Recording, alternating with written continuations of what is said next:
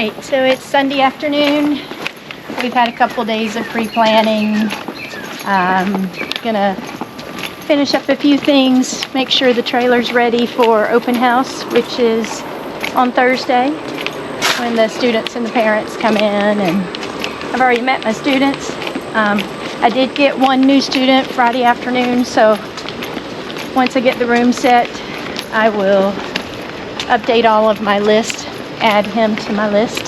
Super excited. He actually is moving from the neighborhood that my husband and I, where we bought our first house and had our first kids. Got a real deal. Went to visit my mom in a small town in North Georgia, and her church was having a garage sale to benefit missions. Got a vacuum for $5, which is great because this gravel, I've been trying to figure out a way to keep the gravel out of the trailer, and it just keeps creeping in. So hopefully this is the secret. Brought my boots because I'm going to do a little bit of yard work with the second grade pollinator gardens and some of the chicken coop stuff. And last time I was here and I did that, I got into an ant bed. So brought my boots. My daughter got that for a little welcome. Goes with our pollinator unit. And the beauty of being in a trailer is I can come work in the weekends and disturb nobody.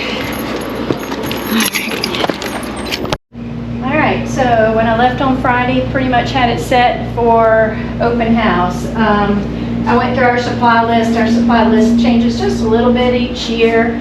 So this is how I just set out containers that are labeled with all the things that the students will be bringing in on Thursday, and they will sort into the correct bin. Some of these, are just the plastic sterilite drawers that will go right back into the bookcases. Of course, some of the bigger things like tissue paper, copy paper, I'll have to organize, but for the most part, I'll be able to just pick up the drawer and stick it back in the shelf, and I've just found that's the easiest and quickest way for me to put supplies away. They'll put their own things, their personal things, their folders, their journals, their pencil box, one box of crayons, all of that in here. And then the other day we got all our boxes of all our textbooks, so all I did was just dump them out on the floor, sat on the floor and made stacks of the math book, the module workbook, which is our ELA, our handwriting book, and our quick word book. And once I stacked them all up, then it was really simple just to go through and slide them into the left-hand side of each desk. On the top of each desk, on this side, I leave it ready for the parents to fill out. So I don't put tape on the desk. It just makes it ooey and gooey. So I just put names for Meet the Teacher on one of these name tags that the kids will use as a bookmark, and eventually I'll write on their desk with permanent marker. But that's just, the parents have two forms to complete for me. One where transportation is one of the most important things, and then they get to sign whether they want to take a Chromebook home, yes or no, for digital days. So I have to make sure I have these two forms completed. So that just has a little note, please complete and turn these in before you leave. And over here I just have a basket with each sample. I always try to have an adult helper. Usually it's my grown daughter, but this year my husband. And then I just keep a list of students here. I'm going to add my new one today, and he'll check off the forms as they're turned in. If we have any questions, then I'll be able to call and follow up. Actually, all of us, all teachers here, we call all of our families first of the week to remind them about open house. This is the folder they get to take with them. Everything in the folder is for you to keep. Please have your child bring the All About Me bag on the first day of school. I'm looking forward to a wonderful year. So for the All About Me bag, just gives them a chance that they'll bring this, they'll fill it up with some things and bring it on the first day of school, and it can't be anything fragile, live, or irreplaceable. All the things will go back home, but just something that they can share. I just do a large Ziploc bag. They'll bring that back and we'll share a few each day. Here is most of the important information just to get them started. a little bit about how I communicate, my email, our first day of school, a little bit about homework, our grading scale, how our assessments work. This side, just a little welcome note, curriculum night, date, our daily schedule, the specials we have, and then a little bit about snack, transportation, supplies, and birthdays. So they can take these home. Then there'll also be, there's a schedule so that in case the parents want to come for lunch, they know what lunch we have, what time, and what tables. Our specials work on a 4-day rotation, so I can't really send that schedule out in my weekly newsletter. I usually let the parents know what's coming next. It's just mainly during PE. I want them to wear tennis shoes. And then any flyers that come from the front office, I'll put in here. Right now, I just have our county school calendar. So once they come in, I have a slide projected at the front that tells them, find your desk, unpack your things, put them in your desk while the parents fill out the forms, and then sort the supplies. When they leave me, I did this last year, give them a little gift. Make sure I make eye contact and smile and tell them I'm bubbling with excitement that they're in my class. And if we have time, they will go ahead during open house. I'll have my number list up because my roll should be pretty set. I may add a student or two. They'll grab their own book box and they'll go through the class library and they'll put about 8 books in here that they choose. I like them to do that during Meet the Teacher or open house so that on the first day of school we already have something in their book boxes and we can jump right into read to self and work through that process. If they don't come, if a student doesn't come, I call, check on their transportation because that's the most important thing, and then I'll put some books in their book boxes. Before I weeded out, I had a little over 1,500 books in here. Some of them have been loved where they've fallen apart. When we start read to self, we always start with, charting how many minutes we get. Our goal is to get to 15 minutes of reading independently, and I read with them to model. And we'll just chart it, and we'll do it probably 2-3 times the first day of school, different times. And the first few times may only get 2 minutes, 3 minutes. We'll work on finding our spaces where they can sit with their book boxes and read. But I need them to be able to sustain at least 15 minutes of independence so that I can do my beginning of the year assessments, one-on-one assessments, things like that.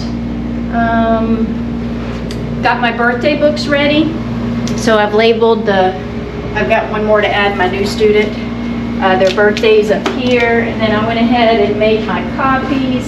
This is a it's free, and the kids love it, but it just says, and it has the child's name, book by Miss Bullock, super second graders. And then I've run the pages, so each student, the birthday child gets to decorate the cover. Everybody else will write something they like about that child, sign it, and draw a picture. I staple it together, and they get to take it home. And they love it. They love reading it. I had former kids who come back and say they've kept their birthday books. And then I have a birthday crown. I just got these off Amazon. They're super cheap, super easy, and then they get to pick a birthday treat. This year I've just got some choices of little slinkies, little jet airplane kits, and Rubik's Cubes, things that are tucked away that they'll get to pick to keep for themselves. Let's see, that's about it for open house. The things that are in their desk, the first day of school, they'll put their names on these. These will be their wallets that they collect any of our classroom money for jobs or our Bronco Bucks, which is what we use school-wide. And then they will do the stickers on their own journals. So I've run sheets of, I think they're 2x4 stickers. They'll put these on the front of their journals. I have a literacy journal, science and social studies journal, and a math journal. I also have full sheets with their names on them. So I'll run that for my new student too, and they'll put a sticker with their name on each workbook and each journal that's in their desk. So if they leave it, drop it on the floor, it's easy to find. Got the Friday folders set up, which is the cover sheet. I need to do one for my new student, and then I've run these are the weekly forms that we use. I run them on cardstock. These are school-wide also. All of my kids get E for the first week or two because I haven't had a chance to teach them my expectations yet. So I'm not going to penalize until they learn my expectations. And then each child's Friday folder has their name on it. And I'll put numbers with permanent marker in the top corner. That helps me keep them sorted when they bring them in on Mondays. I can sort them by number and I can quickly tell who's missing. Got my reading logs put together. Second grade, if they read 200 books, they get to go to a special party at the end of the year. Our media specialists are fabulous. So everybody's got a reading log, and there are front and back, so 10, 20. All I ask them to do is date and title. And the kids who are reading chapter books, it takes a little longer, but there are 10 pages, so there are 200 slots. So if they fill in every slot, by the end of the year, they earn the glow party, which is great fun. And I had some extra. We started with the new skills block for EL. I haven't unboxed those. I put the boxes there the other day. I'll sort and organize those probably today.